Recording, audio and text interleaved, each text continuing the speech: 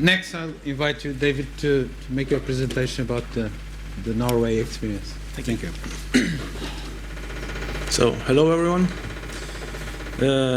Now I'm going to give a presentation about some research activities we have on aquaculture structures at SINTEF.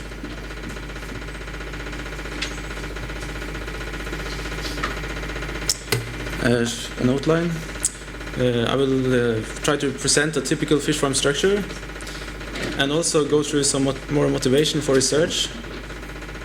I will discuss some research methods and activities we have regarding numerical modeling, scaled model tests, full-scale measurements. And I will also go briefly through novel and offshore systems. And I have one slide with discussion of licensing in Norwegian aquaculture at the end. So, if you look at the picture down to the left, you see that is what you see on the sea surface of a fish farm. But the major part of the structure is actually below the sea surface. As you can see on the artistic impression to the right, you have the floating unit on the surface, and attached to it is a big net cage where you have the fish. And the net is stretched out by a sinker tube at the bottom, and you have chains connecting the floater with the sinker tube. In addition comes feed system, and you have net on top of the structure to protect against birds. And of course you have moorings to keep these structures on its location. So, some motivational research.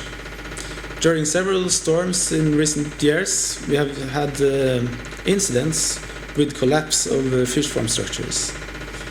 It might not be so easy to see, but to the upper left, it's a damaged circular plastic cage, which got damaged through a heavy storm.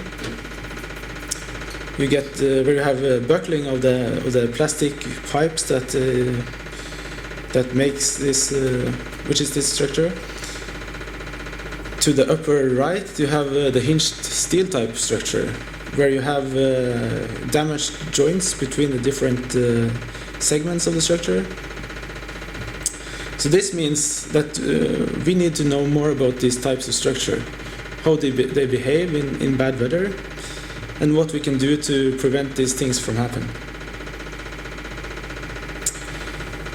So, as I mentioned in my previous presentation, the holes in the net could, of course, be very, could have catastrophic consequences with fish escape.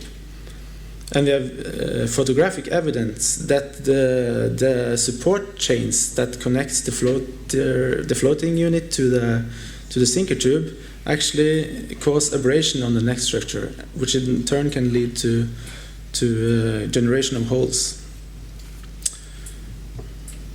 So these are motivation for detailed research in terms of structural mechanics and hydrodynamics of those types of structures.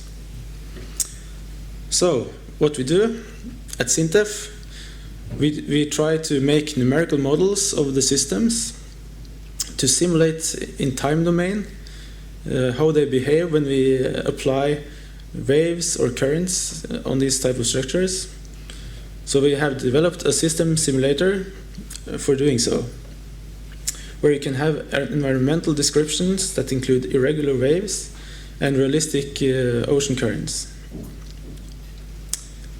And these simulations are controlled by input data, and you get visualization of the simulation as well as numerical data. And this can be used for analysis of fish farms. It can also be used to design different cage systems, like how the net cage should be shaped, etc., and how it will behave when exposed to current. And here you see some examples from simulations with different cage design. And this is an animation, if I can start it. maybe you can. This shows our simulator when simulating a fish cage subjected to waves and current.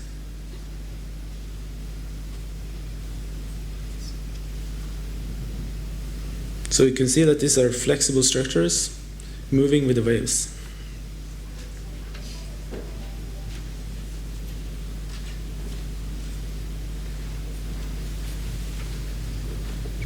Okay. Okay, so do you know that these models are correct and represent the physical reality? Well, that we have to investigate through scaled model tests. So a series of scaled models tests was performed at the ocean basin at Marine Tech in Trondheim, Norway, which you can see some pictures of here. There were 2 sets of tests. It was a joint industry project where fish farmers and equipment producers came together and were really observing the experiments.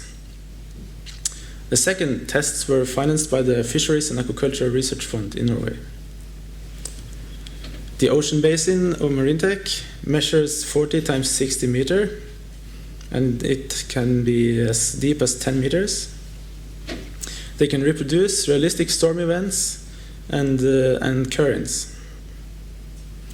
So the model structure were tested for several waves conditions and currents, and also different setups of the support chain was tested. And there they could visually observe that there were actually contact between these support chains and the net that could lead to holes in the net. So these experiments were really valuable to get more insight into the physics of this type of structure. And then we also have a full-scale facility called ACE. It's in the Trondheim area of Norway. It's owned by SINTEF and the Norwegian University of Science and Technology, located in Trondheim. It's a real fish farm that produces quite large volumes of Atlantic salmon.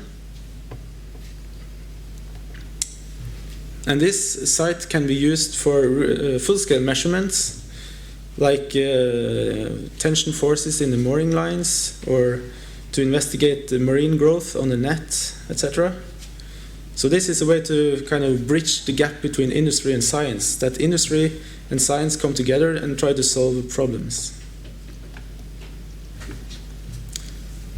And so, about the trend of going offshore. At the Farming the Deep Blue conference in 2004, 4 different classes of to define offshore was defined. You have class 1, which is sheltered inshore. You can see the yellow spot on the upper picture. It's very sheltered. Then you have class 2, which is semi-exposed inshore. Class 3, exposed offshore. And class 4, which is most heavy, open ocean offshore. And today's aquaculture in Norway is class 3, mostly. And the exposure is measured, you might say, as the current velocity, wave height, period, and steepness, and also the duration of the weather, which determines the time you have to operate the fish farm. So, and it's not only a question about coastal versus offshore aquaculture, because the need for more space is increasing, so you need both. And then the status of some novel and offshore systems. There is no clear technological trend. So you have both new concepts and also adaptation of existing concepts. But most systems are fully or partly submergible, like the one on top. That's from Norway, where you add netting on the top of the cage and you can fill the floating unit with water and submerge the cage. The second one, I guess, is perhaps more common in Portugal. I'm not sure. But it's not common in Norway. And one on the bottom there, that makes use of offshore technology by constructing steel structures that can be used for offshore sites. And these types of structures are now been put focus on in Norway. So it's not only a question of survivability of the structure, because you have also the operational aspects, that you have to get the fish in and out, you have to be able to change net and clean the net and do continuous feeding and logistics. So the cost per volume is still very high for those types of structures. So it's hard to compete with the industry standard, which are the circular plastic cage and the hinged steel structures.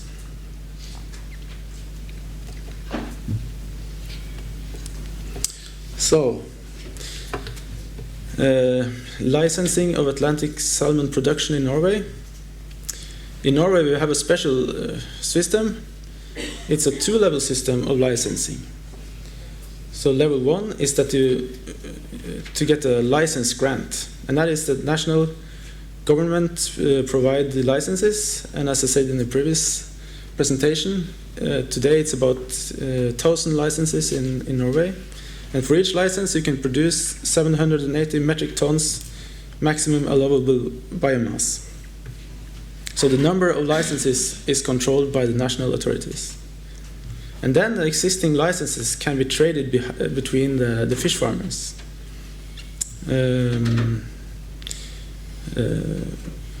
As such. Right now there is an ongoing call for new licenses actually. I guess it's between 30 or 40 new licenses, but with special requirements. And that is on the environmental impact and fish welfare and so on. And then the fish farmers can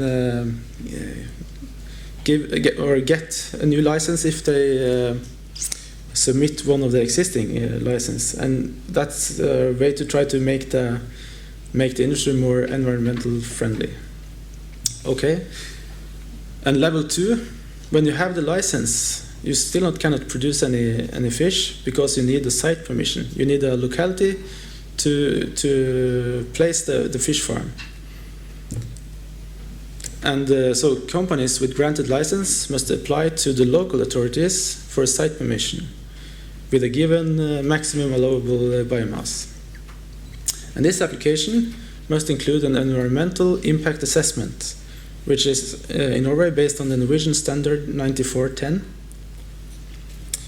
And then at the end, the national authorities, which is the Directorate of Fisheries, make the final approval of this thing. Okay. So thank you for the attention.